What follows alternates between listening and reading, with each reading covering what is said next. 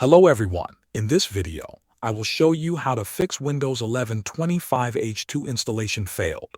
First, try the Windows 11 Installation Assistant. Open your browser and go to the official Microsoft Windows 11 download page. Download the Windows 11 Installation Assistant and run it.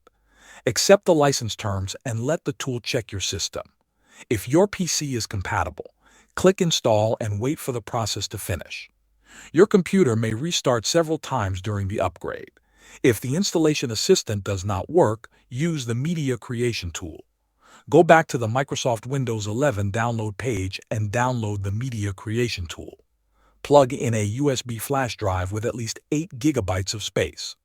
Open the tool, accept the terms, and choose the option to create installation media. Select your language and edition, then choose USB flash drive.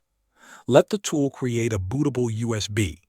When it is done, restart your PC, boot from the USB, and follow the on-screen steps to install Windows 11 25H2. If that also fails, download the Windows 11 ISO file. From the same Microsoft page, choose the option to download the ISO. After the download is complete, download and open Rufus as well. Insert a USB drive, select it in Rufus, then choose the Windows 11 ISO file. Keep the default settings and click Start to create a bootable USB. Once finished, restart your computer, boot from the USB, and run the Windows 11 setup to install version 25H2. This process covers the easiest and most reliable ways to install Windows 11 25H2.